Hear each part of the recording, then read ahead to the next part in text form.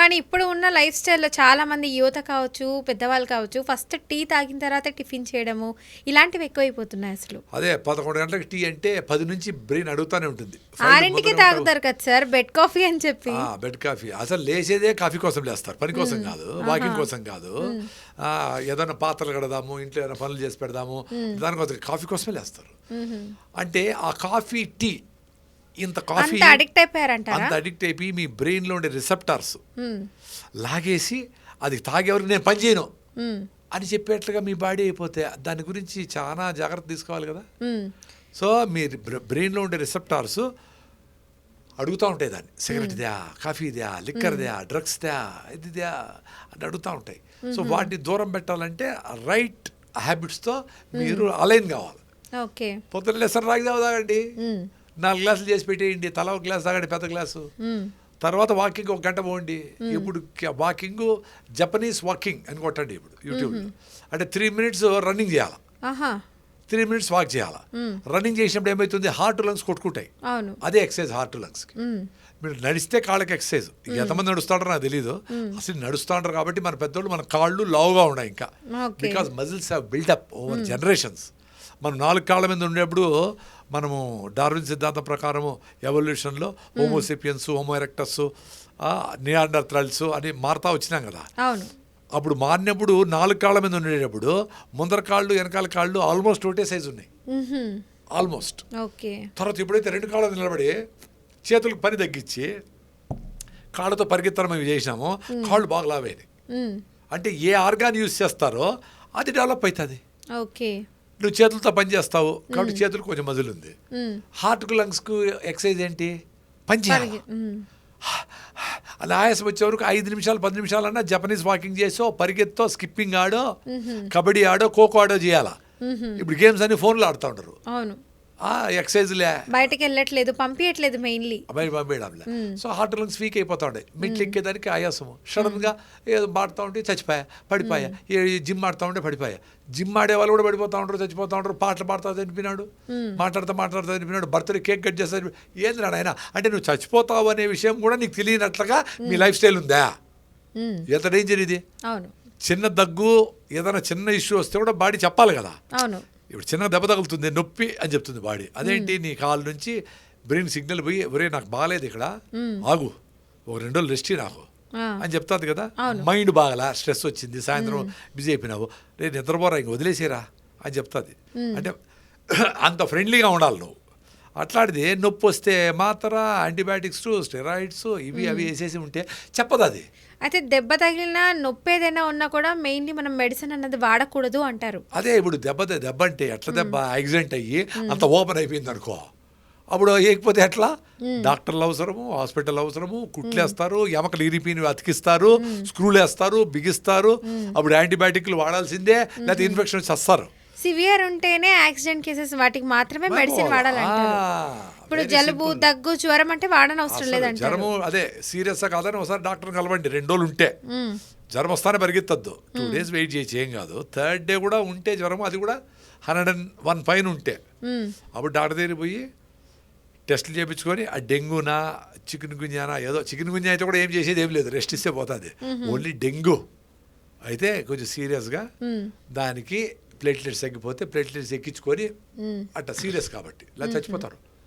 మీకు 10,000 5,000కి వచ్చేసింది అనుకో ప్లేట్లెట్స్, అప్పుడు ఇమీడియట్గా డాక్టర్ ఇంటర్వెన్షన్, ప్లేట్లెట్స్ మళ్ళీ ఎక్కించడం ఇవన్నీ చేయాలి. సో అట్లా సీరియస్ లేదు అనుకుంటే హ్యాపీగా 4 రోజులు 5 రోజులు ఉండే. నాకు రీసెంట్గా దగ్గు జలుబు వచ్చింది, ఫ్లమ్ వచ్చింది, 7 days 5-6 days దగ్గి రాత్రంతా తగ్గేది. నిద్ర డిస్టర్బ్ అవుతుంది కదా కానీలే. ఇప్పుడు మార్నింగ్ 10-11 ఆ టైంకి నిద్ర వస్తుంది కదా, నిద్రపోండి, రెస్ట్ ఉండండి. అన్నిసార్లు ఇప్పుడు ఆఫీసులు ఉంటాయి చాలా మందికి, అంటే హెల్త్ బాగాలేకపోతే ఆఫీస్ ఆపేయాలా, రెస్ట్ చేయాలా. కొన్ని ఎమర్జెన్సీ పర్పస్లు ఉంటాయి కదా, అలాంటి సమయంలో మనం చచ్చిపోయేదానికంటే ఎమర్జెన్సీ ఏది కాదు కదా. మన హెల్త్ అన్నిటికంటే టాప్ ప్రియారిటీ. అంత జ్వరం వచ్చి నీకు పోలేనంత పరిస్థితి ఉంటే పోకూడదు. దానికి మీరు డోలో వేసుకొని టాబ్లెట్ వేసుకొని బాగానే ఉంది కదా అని పోతే ఎట్లా? అంటే నీ బాడీ కంటే నీ ఆఫీస్ ముఖ్యమా, నీ ఉద్యోగం ముఖ్యమా? అబ్సర్డ్. నువ్వు అసలు బాగుంటే ఉద్యోగం బాగుంటుంది మాట్లాడేది అంటారు. నువ్వు బాగుంటే రికవరీ అయితే ఆరోగ్యంగా ఉంటే మళ్ళా జలుబు రాకుండా జ్వరం రాకుండా ఉంటే నువ్వు ఆఫీస్ పని బాగా చేస్తావు. అవును. నువ్వు ఇప్పుడు జ్వరం వచ్చింది కదా అర్జెంట్ కదా అని నువ్వు అన్ని మందులు వేసుకొని యాంటీబయాటిక్లు వేసుకొని పోతే మళ్ళీ 10 రోజుల తర్వాత మళ్ళీ వస్తుంది, నెల తర్వాత మళ్ళీ వస్తుంది, ఇమ్యూనిటీ దెబ్బతింటుంది, ఓకే. నువ్వు యాక్టివ్గా ఉండలేవు, నీ పర్ఫార్మెన్స్ కూడా తగ్గిపోతుంది.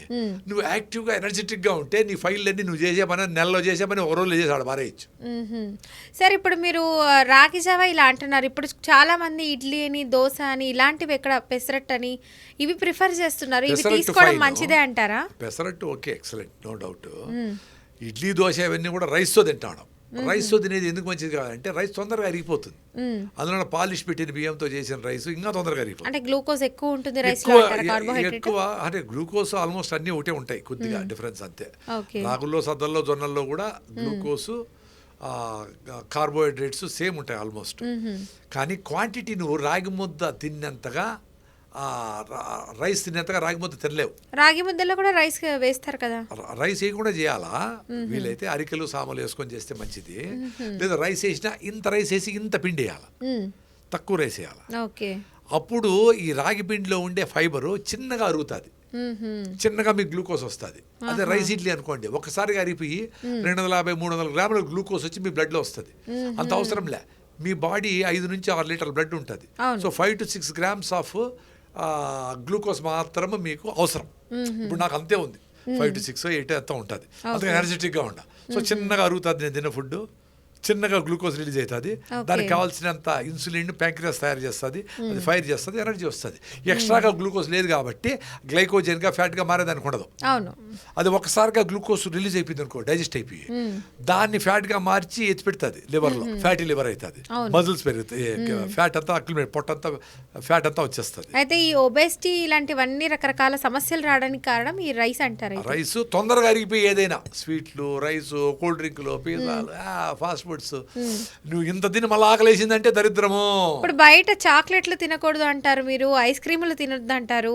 మరి స్వీట్నెస్ తినాలనిపించినప్పుడు ఏం తినాలి? బెల్లంతో మంచిగా చేసుకొని కొబ్బరిని, పచ్చి కొబ్బరిని తురిమి బెల్లంతో వేసుకొని బాగా వేయించి లాస్ట్లో క్యారమెల్ లాగా బెల్లం వేస్తే నా స్వామిగా ఈ స్వీట్ అన్ని ఎటపోవాలను. నువ్వుల లడ్డు బాగా నువ్వులు దంచి బెల్లం వేస్తే, తాటి బెల్లమో లేదో బెల్లమో, మంచి ఆర్గానిక్ బెల్లం, తెల్లగా ఉండేదని కాదు, బెల్లం వేస్తే సూపర్ ఉంటుంది. అంతెందుకు పచ్చి కొబ్బరిని తీసి బెల్లం ఆడబెట్టి నమలండి, అట్లా ఫీల్ కావండి, కళ్ళు పూసుకొని ఎట్లుంటుంది. కానీ మీరు ఎప్పుడైనా తిన్నారా పచ్చి కొబ్బరి బెల్లము? తిన్నాను. మరి ఎట్లుంటుంది? బాగుంటుంది. మరి చాలా మందికి కొబ్బరి పడదు కదండి, దగ్గు వచ్చేస్తుంది. దగ్గు వచ్చిన వాళ్ళకి చూద్దాంలే, అది ఎవరికో పడదని. వీళ్ళకి దగ్గు వస్తే దగ్గండి. ఆ సినిమాలో సీనియర్ ఎన్టీ రామారావు గారిది, అల్లు రామలే గారిది ఒక సినిమా ఉంది, యమగోళ. మేము చిన్నప్పుడు వచ్చేది అది. చాలా అంటే యముడు గారు చిత్రగుప్తుడు, ఈయన అల్లు రామలింగ గారు, ఆయన సత్యనారాయణ గారు యముడు. దాంట్లో భూలోకానికి వచ్చినప్పుడు ఏదో ఇవి అవి తింటారు కదా వాళ్ళు, యముడు వచ్చి ఎన్టీ రామారావు హీరో. సరే ఏదో తిని ప్రభో నాకు దగ్గు వచ్చుచున్నది అంటాడు అల్లు రామలింగ గారు. దగ్గు వచ్చినచో దగ్గుము అంటాడు. దగ్గు వస్తే దగ్గండి, దగ్గు వచ్చేది డిసీజ్ కాదు, దగ్గు వచ్చేది your body reaction to something which is happening in your lungs or in your gut. So దగ్గండి. దగ్గేదానికి మా ఓపిక లేదంటే నడవలేరు, పరిగెత్తలేరు, మెట్లెక్కలేరు. దగ్గను కూడా దగ్గేదానికి ఓపిక లేకపోతే ఎందుకు బతికిండేది? పాత్రలు కడగలేరు, బట్టలు ఉతకలేరు, లిఫ్ట్ ఎక్కలేరు, ఏ పని చేసుకోలేరు. దగ్గేది కూడా తగ్గలేకపోతే ఎందుకు మీ జీవితాలు? రాగిజావ తాగండి, పరిగెత్తండి. లంగ్స్, హార్ట్ బాగా పనిచేయాలంటే రోజు పరిగెత్తాలా 5 నిమిషాలు. చిన్నపిల్లలు పరిగెత్తేది ఎంకరేజ్ చేయండి, కూర్చొని. ఆ క్రికెట్ కాదు, ఖోఖో ఆడించండి, కబడ్డీ ఆడించండి, బాగా షటిల్ గిట్ల. ఇట్లాంటి షటిల్ అంటే డబుల్ ఖర్చు. ఆల్ విలేజ్ గేమ్స్, కోతి కొమ్మ, ఇవి అవి పరిగెత్తి గిరిగితే అలిసిపోవాలా. దొంగ పోలీసు రకరకాలు ఉన్నాయి విలేజ్ గేమ్స్. అట్లా ఆట ఆడించాలా, పెద్దోళ్ళు కూడా ఇన్వాల్వ్ కావాలా.